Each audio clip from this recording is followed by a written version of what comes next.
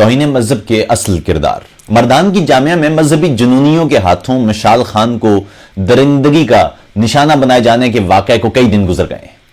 اس جامعہ کی جانب سے مقامی ٹی وی چینلز پر یہ تک بتا دیا گیا کہ مشال کا توہین رسالت یا توہین مذہب کے کسی معاملے سے سرے سے کوئی تعلق ہی نہیں تھا۔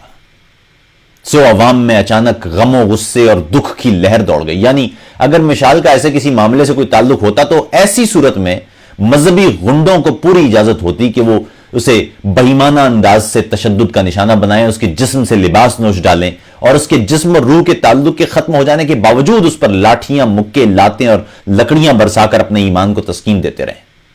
عوامی دباؤ شاید کسی حد تک بڑا تو چند ایک مولویوں، مفتیوں اور مذہبیوں نے ٹی وی پر آ کر واقعے کی مذمت کر دی۔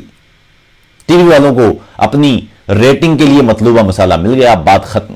ایک نئے واقعے کے لیے، ایک نئے واقعے کے انتظار کے لیے، اور نیا واقعہ ہونے میں بھی کچھ دیر نہ لگی۔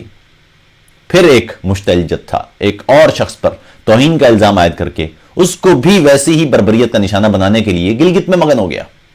وہاں کی پولیس مردان کی پولیس سے بہتر نکلی یا پھر ابھی مشال کی چیخوں کی گونج تازہ تھی کہ بربریت کی اس نئی کہانی کے چھینٹے مذہب رحمت و امن پر نہ پڑے؟ پنجاب میں ایک اور جگہ پر توہین مذہب کا الزام عائد کر کے ایک اور شخص کو گولیاں مار دی گئیں۔ سو یہ سلسلہ واقعہ در واقعہ اور مذمت در مذمت ہے۔ 2-4 روز بعد پھر ایسا ہی واقعہ ہونا ہے، پھر کوئی گھر ماتم کدہ بننا ہے، پھر کسی بستی کو جل کر خاکستر ہونا ہے، اور پھر کسی ماں کو اپنے کسی جگر گوشے کی ٹوٹی ہوئی انگلیوں کو چھو کر اپنی ممتا کو کٹتا دیکھنا ہے۔ مذہبی جنونیت کی انتہا اس لامتناہی راستے پر پڑ چکی ہے جہاں عافیت کسی صورت جڑ پکڑتی دکھائی نہیں دیتی۔ ریاست بھی اب ان جنونیت پسندوں کے ہاتھوں مجبور دکھائی دیتی ہے۔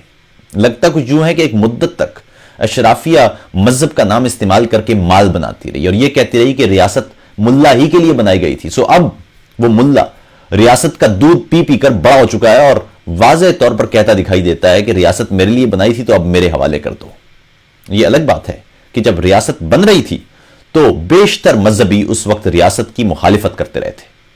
اب حالت یہ ہے کہ پاکستان میں مذہب کے نام پر اس انداز کے واقعات کی ہلکی پھلکی مذمت کرنے والے مذہبی رہنماؤں اور ملا طبقے سے کوئی یہ پوچھنے والا نہیں کہ اگر یہ واقعات اسلام کے خلاف ہیں، اگر یہ واقعات اسلام کو بدنام کر رہے ہیں تو آپ باہر نکل کر کھلے عام انہیں مسترد کیوں نہیں کرتے؟ اگر مگر مالی مذمت کی بجائے واضح اور 2 ٹوک الفاظ میں اسے رد کیوں نہیں کرتے؟ کیوں نہیں کہتے کہ ایسے کسی واقعے کی اسلام میں کسی صورت گنجائش نہیں؟ دکھ کی بات یہ ہے کہ اس واقعے کے بعد کوئی ایسا احتجاج یا اجتماع کسی بھی طبقے کی جانب سے اب تک دکھائی نہیں دیا جس میں کم از کم اتنے ہی افراد جمع ہو جاتے جتنا بڑا قاتلوں کا یہ ہجوم یا جتھا تھا۔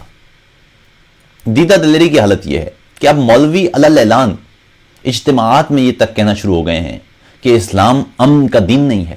میں حال ہی میں ایک مولوی کی اس تقریر اور اس پر سامنے بیٹھے لوگوں کی جانب سے واہ واہ اور نعروں کی آواز سن کر حیران رہ گیا، کیونکہ اسلام کی گزشتہ 1400 برس سے زائد کی تاریخ میں شاید یہ پہلا موقع ہوگا جب کسی غیر مسلم کی بجائے خود ایک مسلمان یا خود کو مسلمان کہلانے والی کسی مبلغ نے مسلمانوں کے کسی اجتماع کے اندر بیٹھ کر واضح الفاظ میں یہ کہا ہو کہ اسلام امن کا دین نہیں ہے۔